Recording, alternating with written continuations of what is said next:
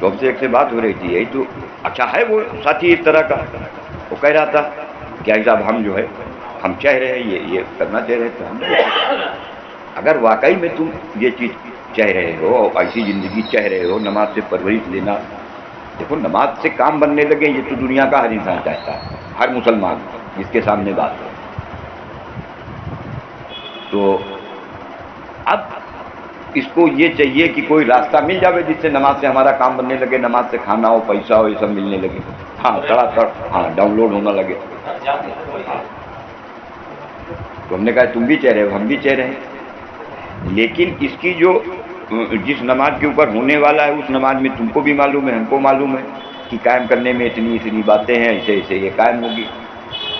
اب ہم اگر اس اسٹیج پہ نہیں پہنچ پا رہے ہیں، وہ دھیان ہمارے اندر نہیں آ رہا، وہ کیفیت ہمارے اندر نہیں آ رہی، اس کی وجہ کیا ہے؟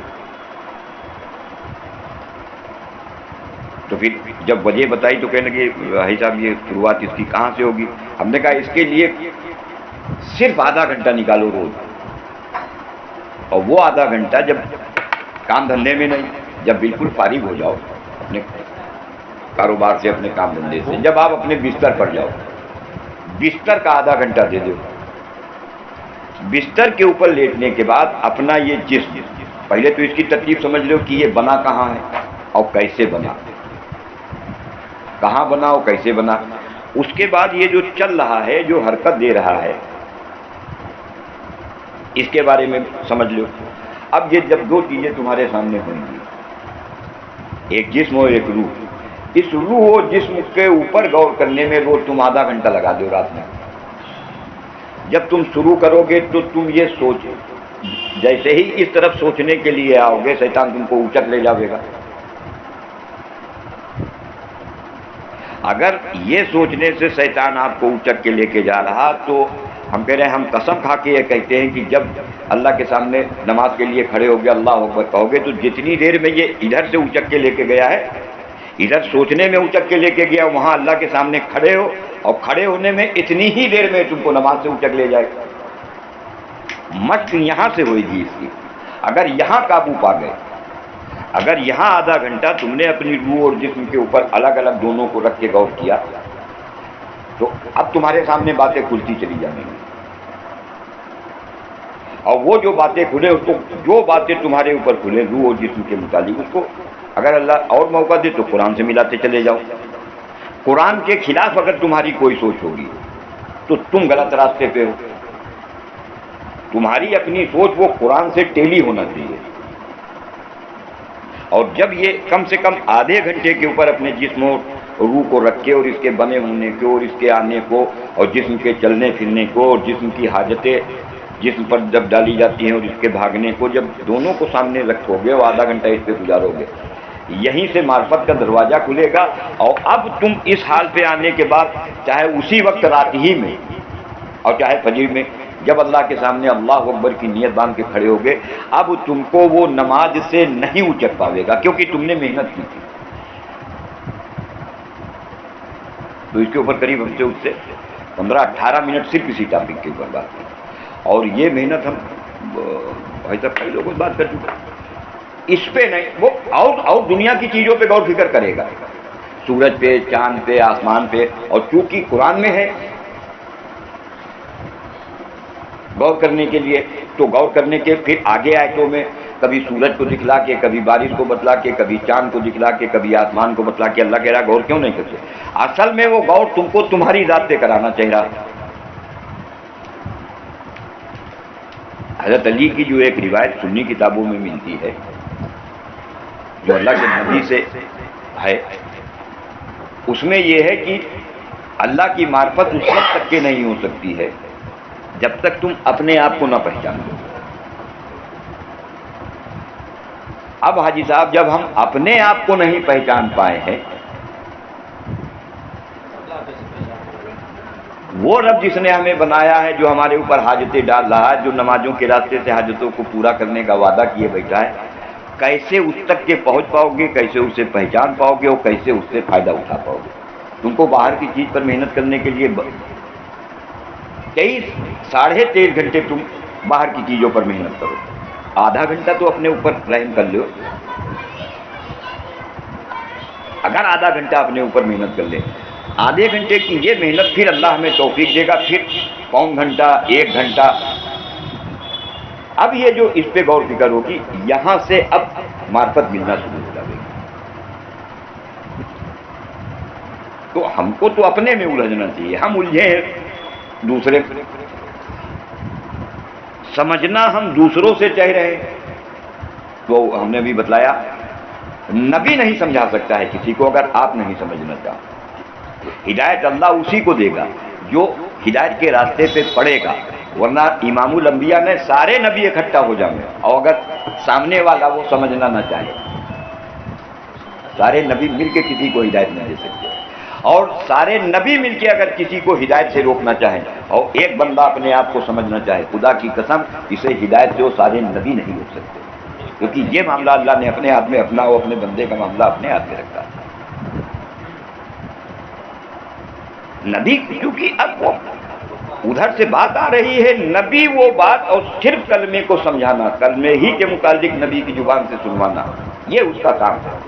جو اس کے اوپر پڑ جاوے، جو اپنے آپ کو لگا دے، ورنہ اس سے بڑی کون سی بات ہے. امام الانبیاء، ہم تو ان کا ابو طالب کا وہ منافق ہو، پیدا ہوئے ابو طالب کی گود میں کھیلے ہیں، پیدائش سے لے کے کہ وہ زندگی 53 51.5 سال نبی کی زندگی، نبی کے ساتھ پیدائش سے لے کے لگ بھگ 51.5 سال پر شیب ابی طالب سے نکلے ہیں. آپ ابو طالب سے جو پوچھنے جا رہا اللہ کے نبی کے بارے میں، تو کہہ رہا میرا بھتیجا جو کہتا ہے وہ صحیح کہتا ہے. ہمیشہ تائید و تصدیق کی ہے، خود کاہے مر گئے. نبی چاہ رہا ان کو ہدایت مل جاوے، اللہ کیا کہہ رہے ہیں.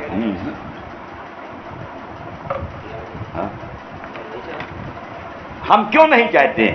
انہوں نے وہ راستہ نہیں اختیار کیا ہے، ہم کیسے چاہتے ہیں؟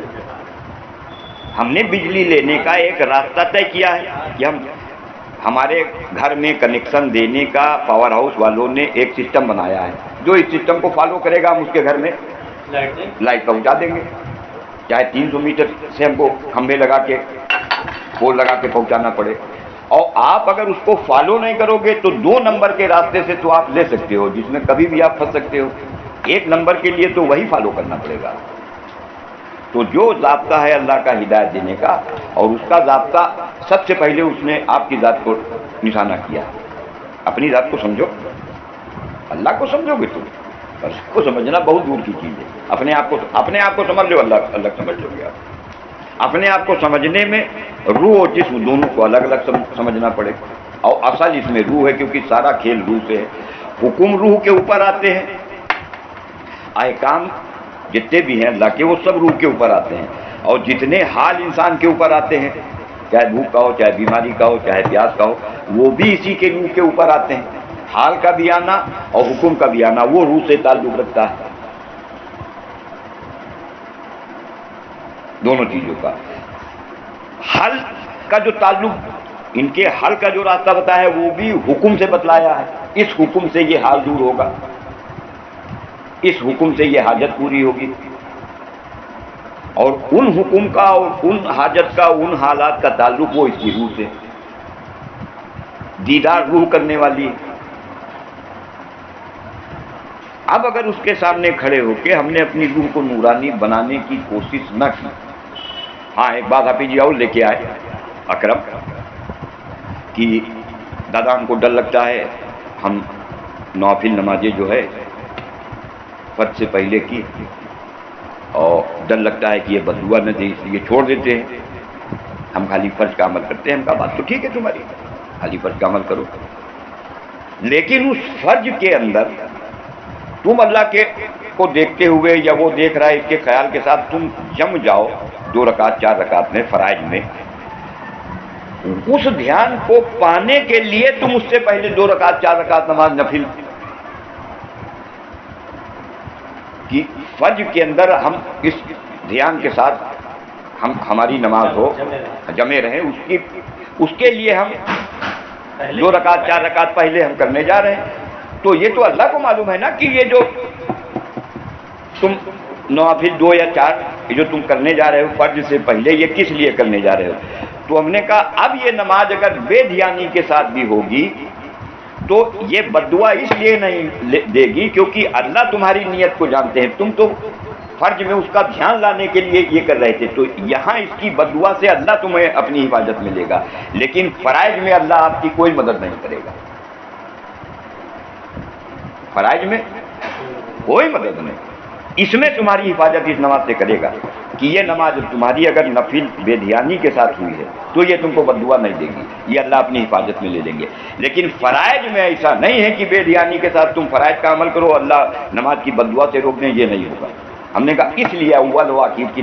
اب بات فرض نماز کے بعد کی جو نوافل ہیں وہ اس لیے ہیں کہ تم کو معلوم ہے نا کہ رکوع میں یا قیام میں یا سجدہ میں یا قومہ میں کون سا ارکان اللہ کے دھیان کے بغیر ہوا، یہ تو تم کو معلوم ہے. اب یہ جو تم کو معلوم ہے تو اب اس کے اوپر رونا کیسے ہو، اس کے اوپر معافی تلافی کیسے ہو، اس کے لیے بعد میں کھڑے ہو جاؤ 2 رکعت 4 رکعت کے لیے کہ اللہ ابھی فرائض میں اللہ رکوع میں ہمارا یہ شیطان ہم کو اونچک لے گیا تھا یا قومے میں اونچک لے گیا تھا، اے اللہ معاف کر دے، اے اللہ اس کی بد دعا سے بچا لے. تو اب یہ تمہارا رونا گانا یہ رنگ لے آئے گا، یہ اب رنگ لاوے گا. یہ نماز کی محنت اس لیے اول و آخر کی ہے. اور اگر تمہاری نماز ایسی ہے تم اپنے آپ کو پہنچا لے گئے ہو کہ سیدھے سیدھے فرض پہ کھڑے ہو گئے، فرض کی نیت باندھ لی اور ہے وہ دھیان، تو بہت بڑھیا چیز ہے، بہت بڑھیا ہے. تو ہم نے کہا دونوں طرح کے صحابہ ملیں، پہلے والے بھی بعد والے بھی اور بغیر والے بھی. پہلے بھی نماز ہم تو سنت کا لفظ لے کے آئے، ہم نے کہا سنت تو ان مکاروں نے نام دیا ہے، اس میں سنت کہیں ہے ہی نہیں کہ اللہ کے نبی نے بتلایا کہ جو سے پہلے ہم 4 رکعت سنت پڑھتے ہیں یہ موقدہ ہے، اور عصر میں سے پہلے جو پڑھتے ہیں یہ غیر موقدہ ہے. ہم کہا ان حرامیوں نے اس کو موقدہ و غیر موقدہ و سنت بتلایا، وہاں تو نوافل ہے. اور یہ ہوا بات ہم نہیں کہہ رہے ہیں، میدان محشر کی جو روایتیں اس میں آپ اٹھا کے دیکھ لو کہ اس کی فرض نمازیں نکلائی جائیں گی. فرض نمازیں کون ہوں گی؟ فرض نمازیں تو ہم سب عمل میں، یہ وہ نمازیں ہوں گی جو نماز روشن و چمکدار ہو کے اللہ کی بارگاہ میں پہنچے گی، اللہ اس کو علین میں داخل کر دیتے. اس نے سفارش کی، نماز نے نمازی کی سفارش کی، نماز روک لی گئی، وہ رکتی چلی جاتی ہیں جو روشن و چمکدار ہو کے گئی. انہی نمازوں میں سے ایک نماز آپ کی قبر میں بھیجی جائے گی حساب جب سوال پوچھنے آئے گا، اور یہی نمازیں ہوں گی جن کو میدان محشر میں نکلوا کے ان کا وزن انعام دینے کے لیے وزن کرایا جائے گا. اب اس کی بالغ ہونے کے بعد سے لے کے موت تک جتنی عمر اس کی ملی اور اس میں جو 5 نماز کے حساب سے جو کیلکولیٹ کیا گیا اس میں سے جو کم نکلیں گی پھر کہا جائے گا نوافل دیکھو کوئی اس طرح کی ملاؤ، نوافل سے ملاؤ. تو ان کا سنت کا تو ہے نہیں کہیں. ہاں یہ موقدہ ہے یا غیر موقدہ کہاں ہے؟ لاؤ ثابت کرو. تو ہم نے کہا یہ ان کا حرامی بنا تھی یہ نوافل، انہوں نے اس کو ہاں ضروری قرار دے دیا، اور ضروری جو تھا اس سے انہوں نے بے پرواہ کر دیا. ہاں دھیان ہو یا نہ ہو اس سے مطلب نہیں، اللہ قبول کرنے والا ہے. پھر ایک بات لے کے آیا آپ جی، اس کے پاس کوئی آیا تھا کہ تم مسجد میں نماز جو ہے نہیں، کہتا ہم تو اس امام کے پیچھے پڑھتے ہیں اور آپ کہتے ہو کہ اس کی قبول نہیں ہوگی، آپ کیسے کہتے ہو اس کی نماز امام کی قبول نہیں ہوگی؟